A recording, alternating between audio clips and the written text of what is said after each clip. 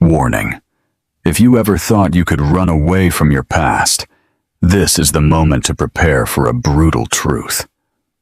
Before diving into this whirlwind of ambition and regret, give this video a like. Subscribe so you don't miss these real-life dramas, and comment gold if you believe wealth justifies everything. He amassed an incalculable fortune, built a real estate empire that challenged the very skyline of New York, and scaled the dizzying heights of power. But exactly 20 years ago, Julian Sterling made a ruthless and definitive decision. He abandoned his devoted wife for the cold and dazzling embrace of his boundless ambition. Decades passed, marked by excessive success and a silent, corrosive inner emptiness. And then, at a lavish charity gala at the Plaza Hotel, the past materialized before him. The woman he once discarded stood across from him, completely transformed, radiating a mature and unfamiliar beauty. But it was the handsome young man at her side, with eyes that were a chilling reflection of his own, that ignited a terrifying question threatening to collapse the foundations of his reality. Had he sold his soul not only for wealth, but also for the loss of a legacy he never knew existed? At the pinnacle of power and the root of oblivion, Julian Sterling found himself on the precipice of a monumental deal, the kind that transforms ordinary businessmen into true financial titans. The air in his opulent penthouse, located in a Manhattan financial district skyscraper, vibrated with untold possibilities. From his panoramic windows, the city lights twinkled like diamonds scattered over a dark cloth, reflecting the vast wealth he had achieved. However, despite the dizzying heights of his success, a subtle, almost imperceptible pang of pain still resided deep within him, a persistent ghost of a life he had ruthlessly cut off. 20 years ago, Julian was not the imposing Julian Sterling, the real estate mogul. He was simply Julian, a struggling young entrepreneur married to Elena Vance. Their modest apartment in the working-class neighborhood of Queens was light years away from the gilded cage he now occupied. Elena was his lighthouse, his most loyal confidant, the constant flame that brought warmth to their humble home. She was the only one who believed in his vision when everyone else doubted, investing her meager savings into his first precarious ventures, working extra shifts as a kindergarten teacher to sustain his finances. Her laughter used to fill the small, simple kitchen. Her hands, soft but marked by years of care and work, were the ones that had dried his tears of frustration and held his hand in those rare moments of triumph. But ambition, that relentless torrent, can erode even the most solid foundation.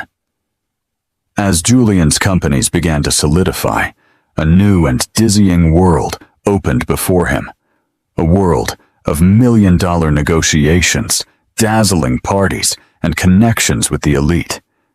In that new world, Elena, with her austere dresses and practical shoes, began to feel like an anchor, but in a different sense, more like a burden.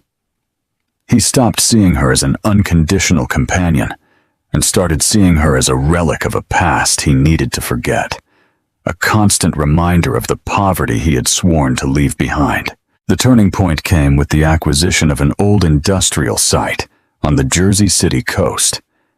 It was a massive and dilapidated property, but Julian projected his vision of a luxury complex with world-class apartments and commercial spaces onto it. The deal required massive capital and, most importantly, a total commitment that would consume his life for years. Elena, who always kept her feet on the ground, expressed her concern. "Julian, are you sure? It's a huge risk. And what about us?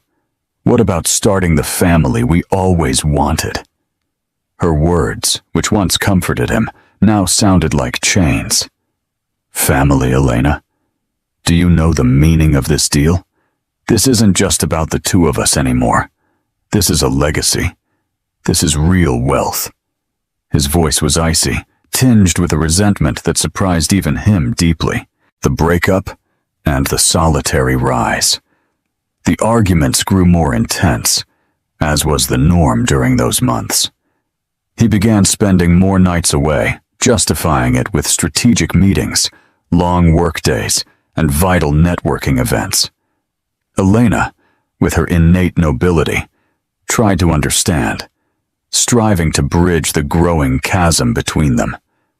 She left warm dinners on the stove for him, sent him encouraging messages, and even visited his small, chaotic office with homemade sweets, hoping to revive the simple intimacy they once shared.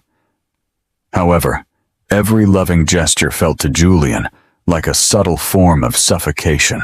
The day he abandoned her, the atmosphere was heavy with an unspoken finality. There was no dramatic scene. He didn't cry or raise his voice. He simply prepared a small suitcase containing documents and some clothes, under the pretext of a long business trip. Elena stood there, motionless, at the bedroom doorway, her eyes silently pleading. "I need space, Elena," he told her, in a voice devoid of emotion. "This isn't working. I can't build an empire if I'm constantly tied down." He had expected an explosion, a desperate attempt to hold him back. Instead, Elena just nodded, her shoulders slumping. "I understand, Julian," she whispered in a voice almost inaudible.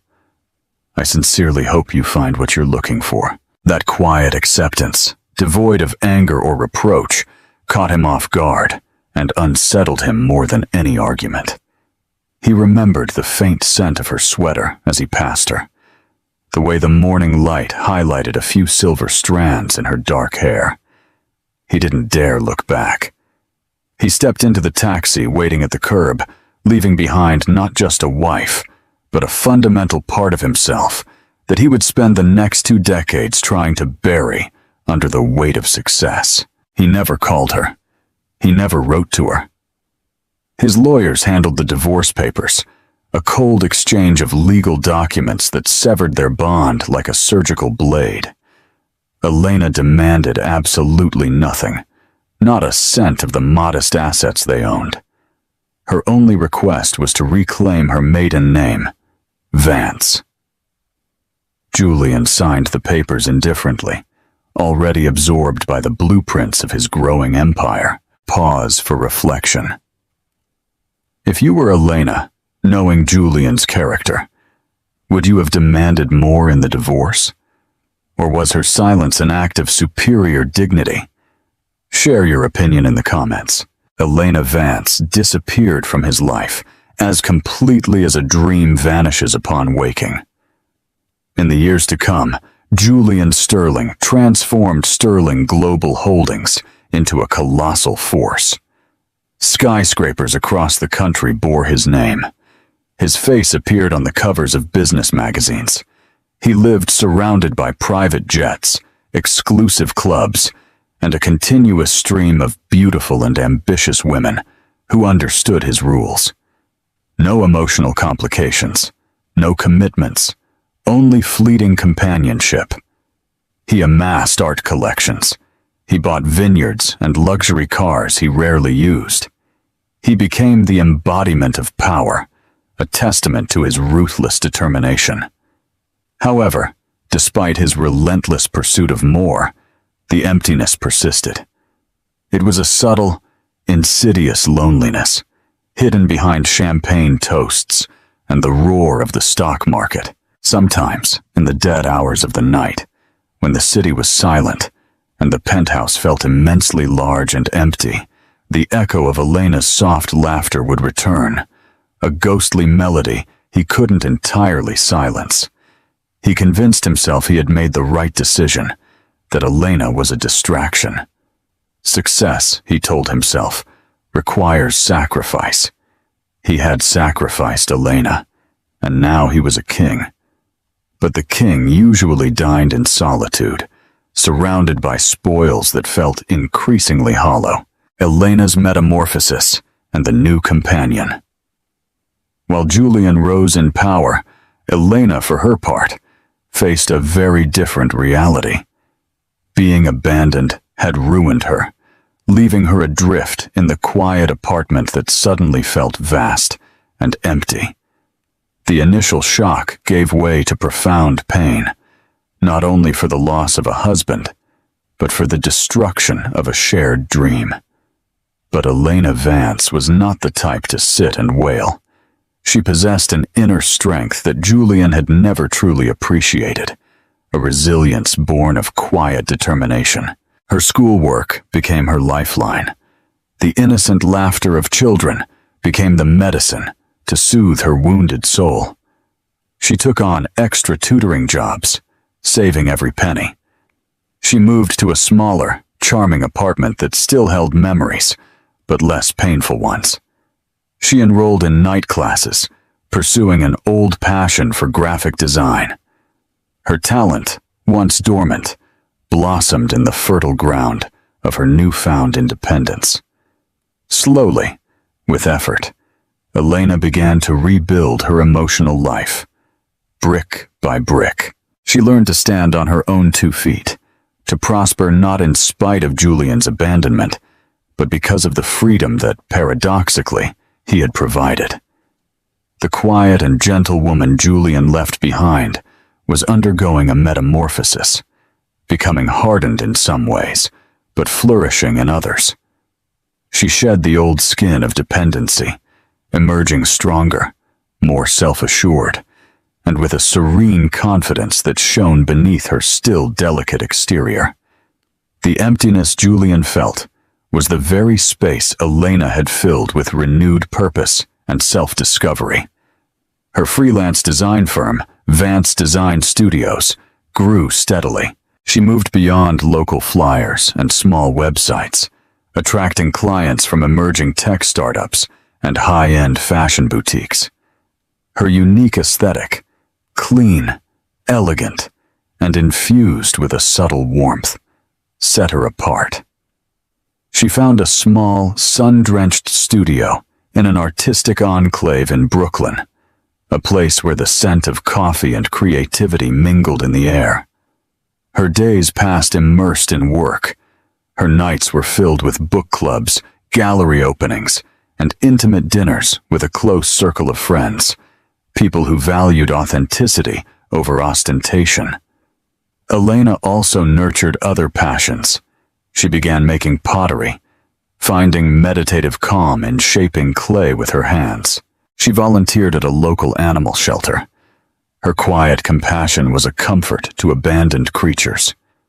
Her life was filled with purpose, creativity, and genuine human connection. She found joy in simple things, a perfect cup of tea, the vibrant color of an autumn leaf, the satisfaction of completing a challenging design project. She was happy, truly happy, a state Julian had long forgotten, or perhaps never knew. However, one of the most important changes in Elena's life came quietly and unexpectedly.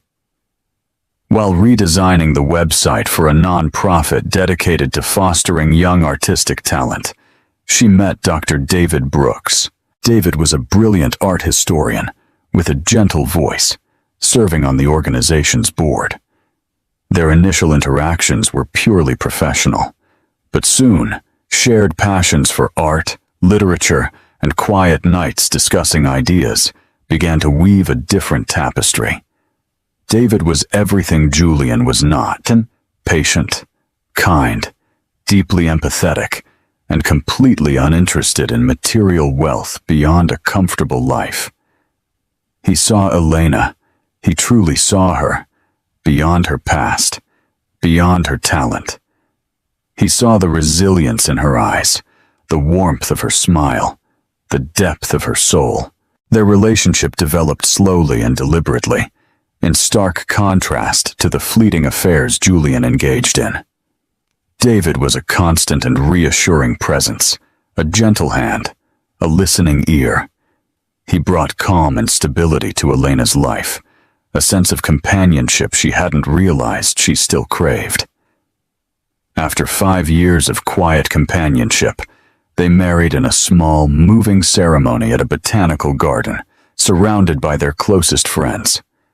Elena Vance became Elena Vance Brooks, and with that union, a new chapter firmly rooted in love and stability began. Regarding the clash at the plaza, Julian, completely unaware of these developments, continued his relentless march. He was constantly in the news, acquiring controlling stakes in major tech firms, launching luxury hotels in Dubai, and even venturing into space tourism. His net worth soared into the tens of billions. He had reached the ultimate peak of success. However, the persistent emptiness remained a muffled heartbeat beneath the roar of his achievements. Sometimes he wondered about Elena, not with regret, but with a distant curiosity. Was she happy? Had she married? He imagined her settled into a quiet provincial life, perhaps still teaching kindergarten, living a simple existence, far from the dazzling heights he had climbed. That thought, he told himself, confirmed his choice. He had risen high, while she, he assumed, had simply endured. He couldn't have been more wrong. Destiny, however, has a strange way of arranging meetings, of reweaving forgotten threads into the tapestry of life. Julian, despite all his power, was just a pawn in this grand design. The stage was set for a confrontation, a clash between past and present that would shatter his carefully built world and force him to face the ghost of the woman he abandoned and the life he never knew. Sterling Global Holdings' annual charity gala was not just an event. It was tangible proof of Julian's personal kingdom, a dazzling microcosm of his dominance over the financial world. That night, the grand ballroom of the Plaza Hotel in New York glittered with thousands of faces of the American elite. Julian, perfectly dressed in a custom midnight blue tuxedo, was the undisputed king. He moved through the crowd with the practiced ease of a seasoned diplomat, a charming, almost effortless smile on his lips. However, his eyes remained razor-sharp, assessing every greeting, every compliment, and every fleeting glance for opportunities or threats. He was immersed in a polite, if tedious, exchange with Senator Carmen Navarro, a powerful figure in New York politics. They were discussing the complexities of upcoming corporate tax reforms, a conversation that usually demanded his full and unwavering attention. However, while the senator was rambling on about legislative amendments, Julian's gaze, usually so focused, distractedly drifted around the crowded room. And then his eyes were caught by something. Beside the large marble fireplace where a group of guests had gathered, a woman was standing. She was talking animatedly, her head slightly tilted, and her laughter, clear and melodic, wove its way distinctly through the polished din of the ballroom. The sound itself was like a forgotten string vibrating deep within him, a faint, haunting echo of a distant past he had carefully and neatly compartmentalized. It was a unique timbre, instantly recognizable to a part of his mind he believed to be dead.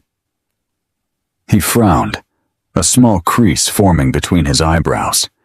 He dismissed it immediately. A trick of the acoustics, perhaps? He rarely, almost never, thought of her, and certainly not here, among the glittering faces of his meticulously curated present life. The idea that Elena Vance, the quiet kindergarten teacher from Queens, could inhabit this lavish space was absurd. However, a subtle and persistent attraction, an almost primal curiosity, forced him to look closer, to truly register the figure beside the fireplace. The woman turned, slightly shifting her body's center, and for the first time, her profile was fully revealed.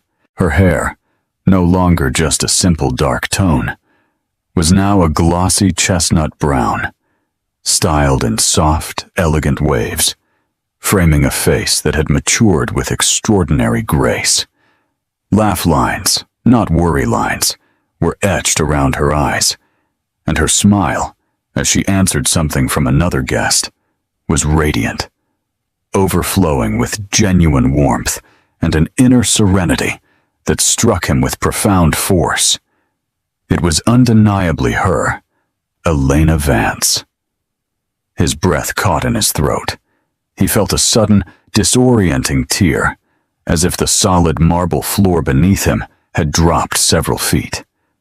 This was not the Elena he remembered, the quiet, slightly faded woman he had abandoned, and who, in his arrogant estimation, he assumed had withered in his absence. This Elena radiated an aura of calm confidence, a sophisticated elegance that went beyond mere beauty, shining from within rather than being put on. She wore a deep emerald green evening gown, a tone that highlighted the warmth of her skin and sparkled subtly under the crystal chandeliers. A tight, cold knot formed in his stomach. How? Who had invited her to this exclusive circle, to his charity gala? His mind raced, desperately trying to reconcile the faded, almost ghostly Elena of his memory with the vibrant, self-controlled woman before him. The dissonance was jarring, threatening to unravel the carefully built narrative of his past. He was about to abruptly apologize to Senator Navarro, his composure rapidly disintegrating, when another figure stepped into view, capturing his attention with a jolt that felt visceral and nauseating. Standing beside Elena, his hand placed naturally and intimately on her lower back as she laughed, was a young man. He was tall, broad-shouldered, with a confident yet approachable demeanor that spoke of quiet strength and inner poise. And then Julian saw his face, a lock of dark hair, perhaps styled a bit more loosely, but undeniably the same deep, dark tone as his own. A strong, sharp jawline, eerily similar to his own jaw, but it was the eyes that truly froze him. Deep, intelligent eyes, a distinctive hazel-brown tone that had always been Julian's most talked-about feature, inherited directly from his paternal line. The young man's gaze met Elena's, and a tender, intimate smile, full of mutual affection, passed between them. A silent communication of deep connection. The world seemed to tilt violently on its axis, and the polished hum of the gala faded into a distant, muffled murmur. Julian felt a cold terror seep into his marrow, a premonition so powerful and terrifying it stole the air from his lungs. This young man looked so much like him, but not like Julian at his current age, with the lines of stress and cynicism etched around his eyes and mouth. He looked like Julian of 25 years ago, before ambition burned him up, before the relentless pursuit of wealth hardened his features. He looked like the son Julian had once vaguely dreamed of, a pain for a lost limb in his heart that he hadn't realized still existed. He muttered a hurried, incoherent apology to Senator Navarro, who looked at him with slight surprise, and he staggered away from the conversation. His eyes remained glued, almost hypnotized, on Elena and the young man. He needed answers. He needed to know with a desperate and devastating urgency. He moved through the crowd, pushing past bewildered guests. A single desperate question echoed like a death knell in his mind. Who is he? Just then, he saw another figure approaching the pair. It was Elena's husband, David Brooks, a distinguished-looking man, slightly older than Elena, with an air of quiet academic authority, kind eyes, and a gentle smile that seemed to radiate true warmth. David placed a reassuring hand on Elena's arm, and she turned toward him, her face lighting up with an expression of deep affection and contentment that Julian had never fully witnessed during his own marriage. A wave of unexpected, sharp, powerful, and completely humiliating jealousy washed over Julian. This was her husband. This was the man who had given her the life she was living now, the happiness Julian had denied her, the stability he had mocked. He stood frozen, watching as David Brooks embraced the young man, a familiar gesture of father-son warmth. The young man, in turn, also embraced David, with genuine affection and respect evident in the action. They were a family, a loving and complete unit. A family Julian was not a part of. A family where a young man who looked strikingly like him was a beloved and indispensable member. He needed to get closer, to hear their names, to somehow confirm or deny this terrifying and increasingly likely suspicion. He pretended to circle toward a nearby bar, his movements stiff and unnatural, as he navigated the edge of the group, pretending to admire a large and vibrant abstract painting. He strained his ears to listen. He heard Elena's voice, clear and warm, ringing with a comfortable familiarity. "David, darling, I was just telling Adrian about the new sustainable architecture project. He's so excited to contribute." Adrian. The name solidified the image, striking him with the power of a physical impact. He caught the attention of an old partner, Mr. Harrison Davis, a PR expert known for his encyclopedic knowledge of New York society. Davis, noticing Julian's unusually rigid posture, heavily approached. "Julian, old friend, a wonderful gala as usual. The senator was telling me about your latest philanthropic work." Julian forced a calm tone, his heart thumping against his ribs like a trapped bird. "Harrison, great to see you. Hey, who is that graceful woman by the fireplace with the gentleman and that young man? They seem quite prominent, but I can't recall them." He tried to make it sound like idle, passing curiosity. Harrison looked through his half-moon glasses, eyes sparkling. "Ah, Elena Vance Brooks. A truly remarkable woman, Julian. Elegant, sharp, and with a great eye. She runs a very successful design firm, Vance Design Studios, you know. She's made a name for herself in sustainable design. And that's her husband, Dr. David Brooks, a famous art historian from Columbia University. They are both very philanthropic, completely dedicated to community arts. People of great value." Harrison paused, and then pointed to Adrian. "And the young man? That's their son, Adrian Brooks. He just graduated with honors from New York Polytechnic University. A smart young man heading into sustainable architecture, following in his stepfather's footsteps, with a passion for heritage and the built environment. But with a modern style, of course. He is her son." Son. That word struck into Julian like a physical impact, a shockwave echoing through his entire being. Her son, Adrian Brooks. But he was too much like him. His mind spun wildly, trying to piece together a fragmented timeline. He remembered their shared dream of having children. A cold, horrifying reality began to emerge. A brutal truth so devastating it threatened to break the carefully constructed identity he had built. What if Adrian was not David Brooks' biological son? What if Adrian was his son? A son he had abandoned without even knowing it, along with his wife and their shared future. The thought was unbearable, a tearing and nauseating pain in his chest. This was a loss he couldn't soothe with a clever takeover or a hostile bid.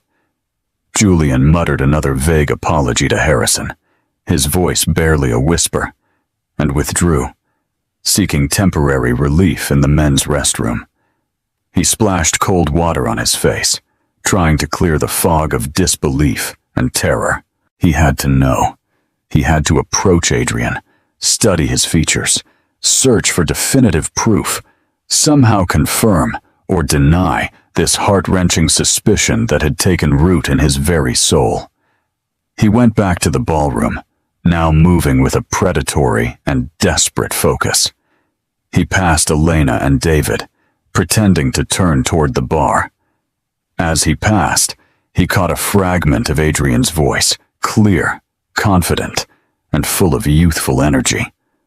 "Mom, Dad, I'm going to get a drink. Do you guys need anything?" The natural affection in Adrian's voice, the way he naturally included both Elena and David, was like a knife twisting in an open wound. This was their family. This was the life Julian had rejected, the warmth and connection he had traded for cold, sparkling success. He went to the bar. He ordered a neat whiskey, the pure liquid burning its way down his throat. He needed a plan. He couldn't simply approach Elena after 2 decades, not with this brutal secret floating between them.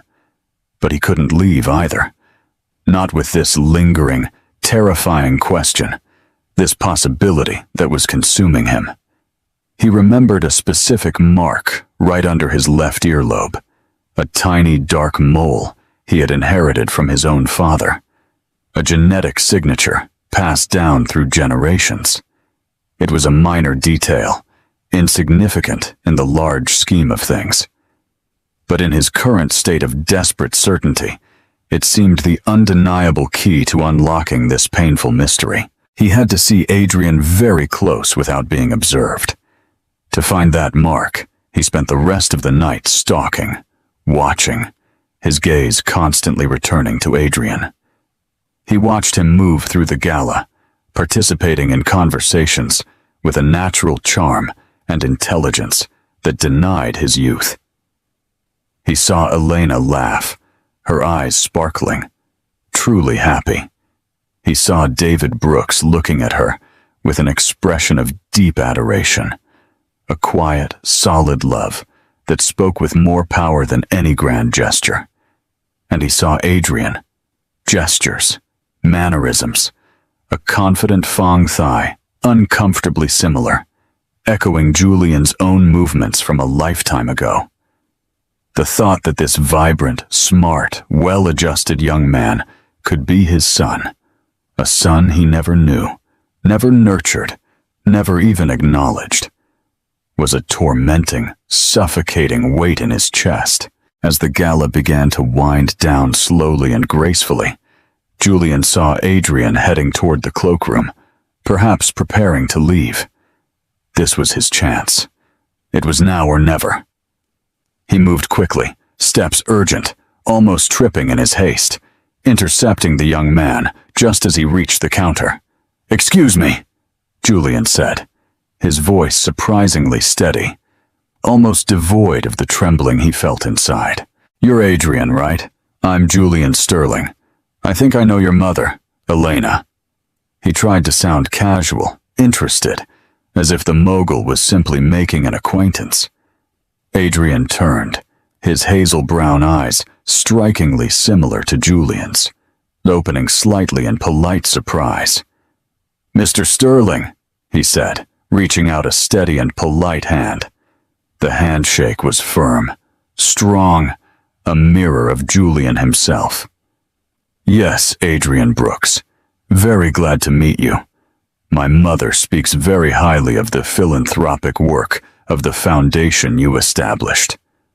Julian forced a smile, graceful and practiced, feeling like a predator in sheep's clothing. "The pleasure is all mine, Adrian," he replied, his voice a bit hoarse, almost uncontrollable. "Your mother?" "Yes. Elena and I met many, many years ago. It's truly wonderful to see her doing so phenomenally well. Clearly, you've grown into a remarkable young man." Harrison mentioned you just graduated in sustainable architecture from the Polytechnic University.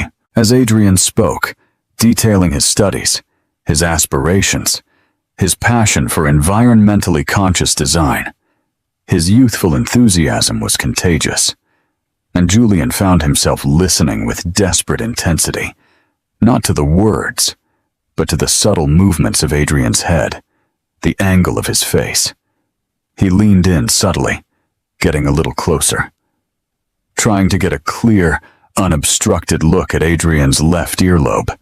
His heart thundered in his chest, a frantic drum against his ribs. The noise of the ballroom faded again, replaced by the deafening sound of his own pulse.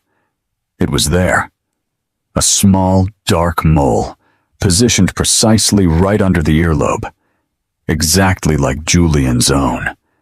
Exactly where his father's used to be. The same size, the same tone, the same subtle curve of the skin around it. The world went silent, and then exploded. All the sounds of the crowded gala, the polite conversations, the distant music, all faded into an incomprehensible, meaningless hum. All Julian could see, all he could focus on, was that small, ordinary mark, a silent, irrefutable proof. Adrian Brooks wasn't just a young man who looked like him. Adrian Brooks was his son. His son. A son he had abandoned without even knowing it, along with the woman who was once the peaceful and enduring center of his life. A wave of cold and acidic nausea washed over him, followed by a deep, devastating regret. So great, it made him collapse from within. 20 years. 20 years of a life he never knew, of a bond he never created, of a family he had willingly and ruthlessly discarded to pursue hollow power. He had chosen money, isolated power, and the illusion of success instead of a life that had clearly blossomed into something beautiful and complete without him. The bitter irony of it all was a cruel, painful twist of the knife through his carefully built defenses. He tried to stammer out a few more strained trivialities. His mind spun, his words sounding strange in his own mouth. He ended the conversation abruptly, his urgency almost impossible to hide. He shook Adrian's hand again, grip tight, almost desperate, clinging to this fleeting, unbearable connection. "It was truly a pleasure, Adrian," he said. His voice was hoarse, almost just a whisper. "A great, great pleasure." He walked away, leaving a slightly confused Adrian Brooks behind, and sank back into the swirling anonymity of the withdrawing crowd, only seeking to escape. The city lights, once a symbol of his victory, of his infinite reach, now seemed to mock him, their dazzling brightness illuminating the lonely, empty landscape he himself had created. The ghost of Elena, the woman he had abandoned, had returned, not as a faded memory, but as a vibrant, undeniable reality, holding the hand of a son he never knew he had. His carefully built world, his lonely empire, had just begun to collapse around him, leaving him adrift in a sea of belated and overwhelming regret. This is Elena's confrontation and peace, the revelation of Adrian's identity. His son, the one he had abandoned without knowing, pushed Julian Sterling into a downward spiral. The meticulous order of his life, built on calculated risks and cold ambition, shattered. He locked himself in his penthouse, canceled meetings, ignored calls. The image of Adrian's face, a younger and purer version of his own, haunted his waking hours and seeped into his restless sleep. He was tormented by questions. How? When? Why had Elena never told him? Finally, he called Harrison again, voice tense. "Harrison, I need a deep investigation. Elena Vance Brooks. Everything. Her past, her business, her family, her son, with maximum discretion. A few days later, a comprehensive dossier landed on Julian's desk. He devoured it. Every page, a new wound. Elena's design firm was indeed a great success, specializing in sustainable branding for eco-conscious businesses, very different from his own predatory real estate activities. Her marriage to David Brooks was proof of stability and mutual respect. And then, there it was, a detailed timeline of Adrian's birth. Adrian was born 6 months after their divorce ended. Elena had been pregnant when he left, pregnant with their child. The truth struck him with the power of a physical impact. He hadn't just abandoned his wife, he had abandoned his unborn child. Elena's quiet acceptance, her whisper, "I hope you find what you're looking for," now rang with heart-wrenching clarity. She had known. She had carried the secret, their child, alone, and had built a beautiful life without him. The depth of her strength and the unforgivable magnitude of his own cruelty overwhelmed him. He needed to see her. He needed to apologize, to explain, even though he knew no explanation would be enough. He found the studio address in the dossier, a charming, sun-filled space in Brooklyn. He drove there, hands gripping the steering wheel, heart beating like a drum against his ribs.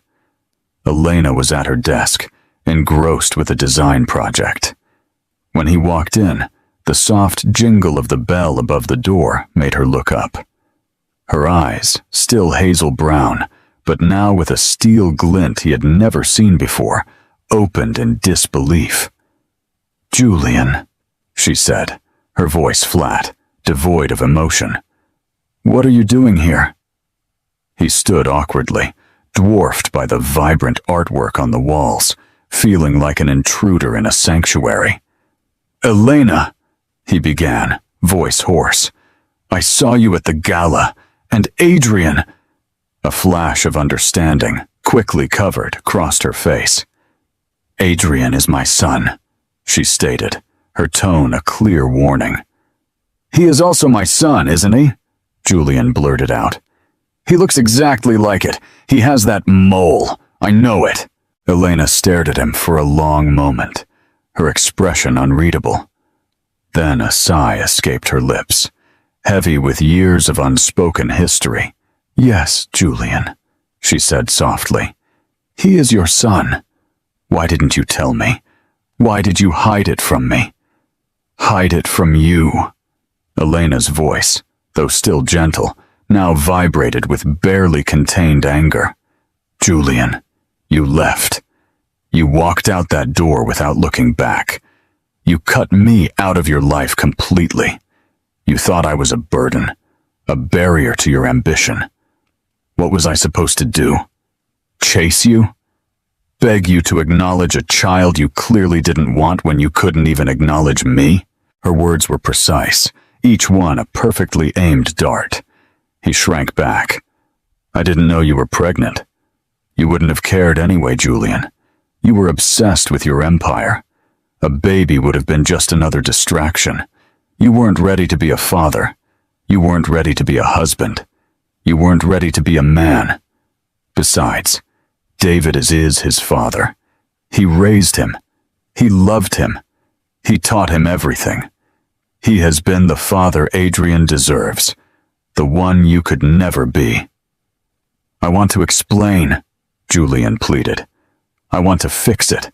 I want to get to know him, my son." Elena laughed mockingly, a bitter sound. "After 20 years, after he has grown into a remarkable young man, thanks to David's love and guidance, you think you can just step back into his life and claim him? You gave up that right the day you left."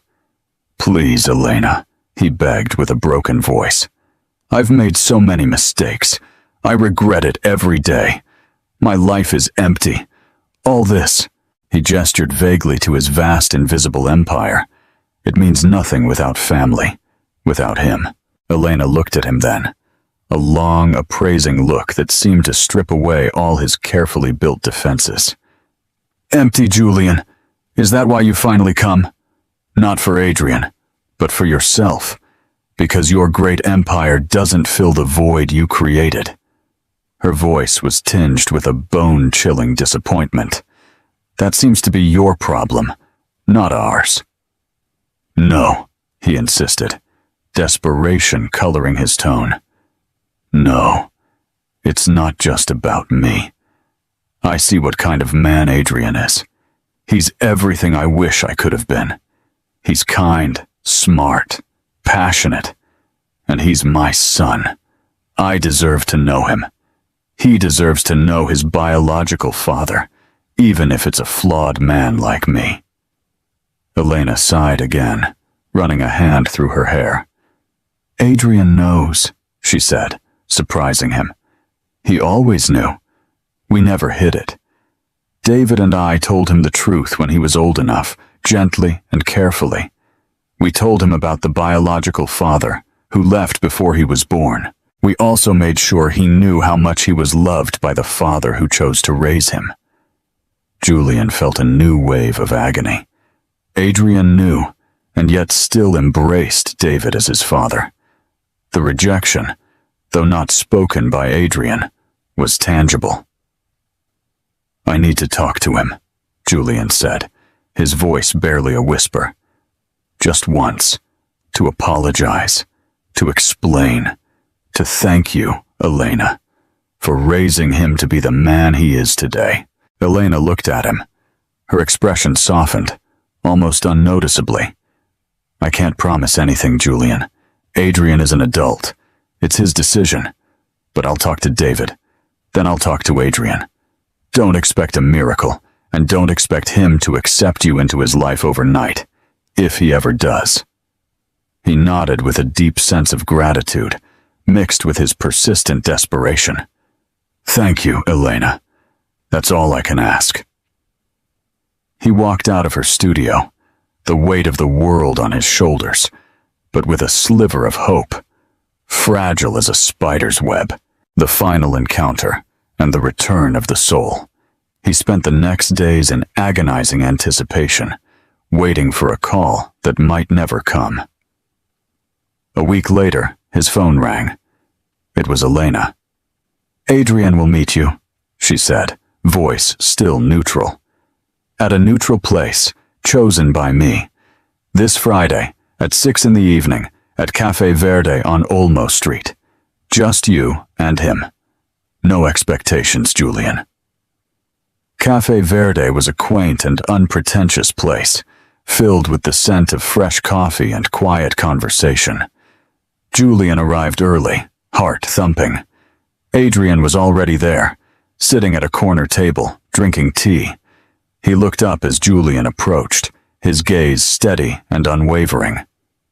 Adrian, Julian said, taking the seat opposite him. Mr. Sterling, Adrian replied, tone polite but distant. Please, call me Julian. He paused, gathering courage. Adrian, I know you know. About me, about our connection. Adrian nodded slowly. My mother and David told me when I was about 10. They were very open. They said you were a man who made difficult decisions, and those decisions meant you wouldn't be in our lives. Those words were calm, without any anger, but imbued with a silent dignity that was devastating. I made a terrible mistake, Adrian, Julian began, voice thick with emotion. I was young, foolish, blinded by ambition. I didn't see what I had in Elena. I didn't see you. Didn't see you. I wish I could go back and change it, but I can't. All I can do is apologize. From the bottom of my heart, I am deeply and truly sorry for abandoning you, for not being there, for not being the father you deserved. He looked directly into Adrian's eyes, trying to convey the greatness of his regret. Adrian listened, expression unreadable. "I've had a wonderful father in David," he finally said, voice soft but firm. "He taught me everything important. He was there for every scraped knee, every school play, every heartbreak. He is my father, and my mother is the strongest and most incredible woman I know. They built a life together, a beautiful life, and I am so grateful to be part of it." "I know," Julian whispered, a bitter taste in his mouth. "And I see it, and I thank them for it, for giving you such a wonderful life, for raising you to be you." A long silence stretched between them, interrupted by the clinking of coffee cups. Julian felt tears sting his eyes, tears he hadn't shed in decades.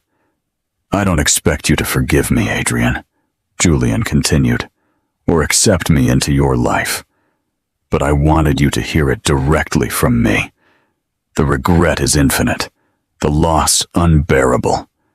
You are a truly exceptional young man, and seeing you, knowing you, has made me realize the true cost of what I pursued." Adrian finally looked at him, a faint, almost unnoticeable change in his expression. "I don't hate you, Julian," he said, voice low. "I understand that people make mistakes, big mistakes. My life has been good. I'm happy. I have a family that loves me unconditionally." He paused. "And though I appreciate your apology and your honesty, I don't think I have room for another father in my life right now. The one I have is enough." Those words, spoken without malice, but with unwavering certainty, were the final blow. Devastating. Julian had hoped for a crack, a small opening. But Adrian's boundaries were clear, his loyalty unwavering. "I understand," Julian said, defeat weighing in his voice. "Thank you for meeting me, Adrian. Truly, this means a lot." As he stood up to go, Adrian reached across the table, picked up a small hand-painted ceramic coaster, a piece of pottery, and pushed it gently toward Julian. "My mother made this," Adrian said. "She's an incredible artist. It's a reminder that beauty can come from unexpected places, even from broken pieces." Julian took the coaster, fingers tracing the delicate pattern. It was a simple gesture, yet it spoke volumes. Elena forging beauty from the fragments of her shattered past. He looked at Adrian one last time, his son, a reflection of both his greatest regret and the enduring power of a love he had abandoned. As Julian left Café Verde, the setting sun cast long shadows over Olmo Street. The empire he built seemed less impressive, less, substantial. Real wealth, he realized, was not measured in billions, but in shared laughter, quiet moments of connection, love nurtured and returned. He had spent his life chasing shadows, only to discover too late that true light had always been just beyond his reach, in the life he had discarded. He had found his son. Yes, but the bitter irony was that he only found him to recognize the deep and unbridgeable abyss he himself had created. The mogul who abandoned his wife had seen her with a young man who looked like him, and in that agonizing recognition, finally saw the total and devastating cost of his choices. He was left with an empire and an unbearable emptiness, a king truly alone on his throne. Reflection and farewell. Reflection and farewell. This story is a heartbreaking journey that reveals the deep cost of unchecked ambition and the incredible resilience of the human spirit. Julian Sterling's story is a crude reminder that true wealth is not always measured in euros, but in the bonds we forge and the love we cultivate.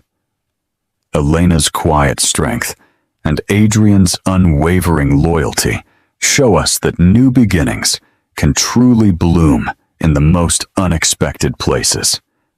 If this story moved you, stirred your emotions, or made you reflect on your own life choices, please give this video a thumbs up. Share it with someone who needs a powerful reminder of what truly matters. And subscribe to our channel for more real-life dramas exploring the depths of the human experience. We'd love to hear your thoughts. What would you do if you were Julian? How would you try to mend the past? Leave your ideas in the comments.